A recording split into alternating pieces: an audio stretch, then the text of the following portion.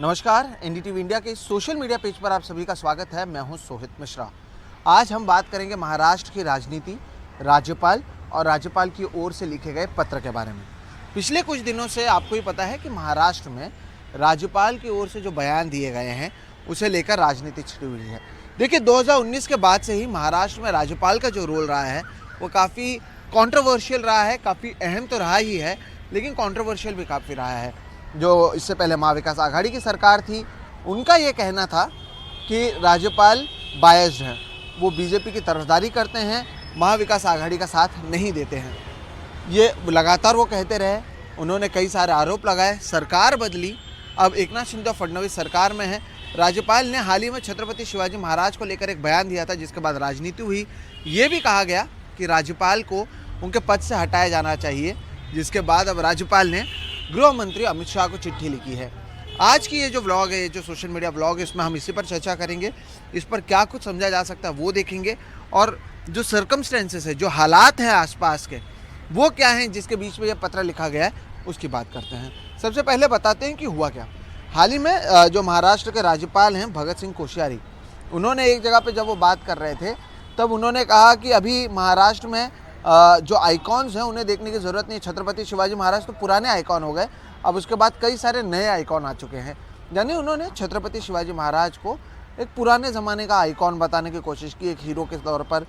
लेकिन महाराष्ट्र में छत्रपति शिवाजी महाराज को आराध्य देवता कहा जाता है। जो महाराष्ट्र की पहचान है, या जो महाराष्ट्र का आप इतिहास देखेंगे, या महाराष्ट्र में आप कहीं पर भी जाएंगे, छत्रपति शिवाजी महाराज का नाम हर जगह पर लिया जाता है। वो चाहे कोई पॉलिटिकल पार्टी हो, वो एक सामाजिक कोई कार्यक्रम हो, या कोई भी इस तरह के कार्यक्रम हो। ऐसे में जो राज्यपाल की ओर से बयान दिया गया, उसके बाद बहुत बड़ा बवाल हुआ, कई जगहों पर प्रदर्शन हुए। इसकी वजह है, ये पहली बार नहीं है जब राज्यपाल ने ऐसे बयान दिए हैं। इससे पहले उन्होंने महात्मा ज्योतिबा फुले और सावित्रीबाई फुले को लेकर कई सारे बयान दिए। महात्मा फुले और सावित्रीबाई फुले के बारे में उन्होंने कहा कि इनकी शादी तब हुई जब ये 13 साल के थे, तो ऐसे में ये लोग क्या करते होंगे आप सोचिए। तो इस तरह के बयान वो लगातार देते रहे हैं। लेकिन इस बार जो छत्रपति शिवाजी महाराज को लेकर बयान दिया गया, उसके बाद विपक्ष ने कई जगहों पर प्रदर्शन किया। राज्यपाल को कहा कि आप यहाँ से निकल जाइए, केंद्र सरकार को कहा कि आप इन्हें यहाँ से निकालिए। ये सारी चीज़ें हुई नहीं, लेकिन जो दबाव है वो लगातार बनता गया, क्योंकि ये जो पूरा मामला था छत्रपति शिवाजी महाराज का, ये राहुल गांधी के उस बयान के बाद आया था, जिसमें राहुल गांधी ने सावरकर को लेकर कुछ कहा था कि सावरकर ने माफ़ी मांगी थी और कई सारी चीज़ें कही थी। उस समय बीजेपी, जो देवेंद्र फडणवीस यहाँ पर डिप्टी चीफ मिनिस्टर हैं, और एकनाथ शिंदे की शिवसेना, इन्होंने बहुत बड़े पैमाने पर प्रदर्शन किया था। और उस समय उद्धव ठाकरे ने भी कई सारी चीज़ें कही थी राहुल गांधी के खिलाफ। अब उसके बाद छत्रपति शिवाजी महाराज को लेकर जिस तरह से बयान दिया गया, उसके बाद एक मौका विपक्ष को मिल गया, और वो भी छत्रपति शिवाजी महाराज के नाम पर। इसलिए विपक्ष ने इस पूरे मौके का फ़ायदा उठाया और बिल्कुल उन्होंने कहा कि राज्यपाल को हटाया जाना चाहिए। बहरहाल राज्यपाल को हटाया नहीं गया, कई जगहों पर सवाल पूछे गए। बाद में यह मामला धीरे धीरे शांत होने लगा। लेकिन इस पर ही उद्धव ठाकरे ने एक प्रेस कॉन्फ्रेंस की, कहा कि अगर राज्यपाल को नहीं हटाया जाता है तब दो चीज़ें होंगी, या तो हम महाराष्ट्र बंद बुलाएंगे या फिर हम आंदोलन करेंगे। अब ये तय किया गया है कि 17 तारीख को, यानी शनिवार के दिन, मुंबई में एक आंदोलन होगा, एक मार्च होगा, रानी बाग से लेकर मुंबई के दूसरी जगहों तक, जहाँ पर लोग चलेंगे और राज्यपाल के खिलाफ ये मार्च होगा। अब इसके बाद 19 तारीख से जो शीतकालीन सत्र है, विंटर सेशन, वो शुरू होने वाला है महाराष्ट्र का। अब उसमें भी एक बड़ा मुद्दा होने वाला है। तो इसके ये जो पूरा सर्कमस्टेंसेस है, इसके बीच में राज्यपाल ने पत्र लिखा है, और इस पत्र में उन्होंने गृह मंत्री के सामने एक तो सफाई दी कि मेरा कहने का मतलब कुछ और था। बाद में उन्होंने कहा कि 2016 में ही मैंने बोल दिया था आपको और प्रधानमंत्री मोदी को कि मेरे जो एक्टिव पॉलिटिक्स है, जो राजनीति है, उसमें रहने की इच्छा नहीं है, लेकिन आपके आदेश के बाद मैं महाराष्ट्र में आया। और आखिरी लाइन ये है कि मेरा आपसे अनुरोध है कि वर्तमान संदर्भ में उचित मार्गदर्शन करने का कष्ट करें।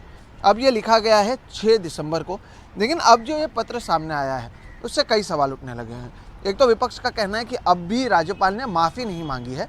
वो ज़रूर एक बताने की कोशिश उन्होंने की है कि क्या कहा, उनका क्या मतलब था, लेकिन माफ़ी नहीं मांगी। दूसरी बात जो विपक्ष पूछ रही है वो ये है कि राज्यपाल अगर बात करेंगे तो उन्हें तो राष्ट्रपति से बात करना चाहिए, राष्ट्रपति राज्यपाल को अपॉइंट करते हैं। ऐसे में गृह मंत्री अमित शाह से क्यों बात की जा रही है, अमित शाह को ये पत्र क्यों लिखा गया? बहरहाल ये जो मुद्दा है ये खत्म होता हुआ नज़र नहीं आ रहा है। आपको याद होगा इससे पहले भी हमने ऐसी बात की थी जब राज्यपाल ने कहा था कि मुंबई से अगर मारवाड़ी और गुजराती चले जाएँ तो मुंबई में कुछ बचेगा नहीं। तब भी मराठी मानुस की जो अस्मिता थी या मराठी अस्मिता थी उसका मुद्दा उठा, राज्यपाल को बाद में माफ़ी मांगना पड़ा था। तो राज्यपाल एक ऐसे शख्स हैं जिनके ऊपर कहा जाता है कि 2019 के बाद जब अजित पवार और देवेंद्र फडणवीस ने सरकार बनाई तब उसमें उनका रोल बताया जाता है कि सुबह 6 बजे उनको शपथ दिलाया गया। बाद में जब उद्धव ठाकरे ने 12 MLCs के जो लिस्ट दिए थे उसे उन्होंने मंजूर नहीं किया। बाद में जब एकनाथ शिंदे ने समय मांगा था तब वो सरकार बना पाए। इसके बीच जब उद्धव ठाकरे ने समय मांगा था, जब एकनाथ शिंदे ने बगावत की थी, तब राज्यपाल को कोविड हो गया था, कोरोना हो गया था। ऐसे कई सारे तर्क विपक्ष की ओर से दिए जाते हैं और ऐसे में ये जो मौका है ये छूटता हुआ नज़र नहीं आ रहा है। बहरहाल अब ये पत्र लिखने के बाद क्या कुछ होता है, देखिए एक तो इसे लेकर शीतकालीन सत्र से पहले 17 तारीख को प्रदर्शन है, तो विपक्ष भी अपने आप को एक साथ दिखाने की ताकतवर दिखाने की कोशिश करेगा। दूसरी बात यह है कि अगर उसके बाद भी राज्यपाल पर कार्रवाई नहीं होती या राज्यपाल नहीं हटते हैं तो फिर ये जो मामला है ये शीतकालीन सत्र में बड़ा हो जाएगा।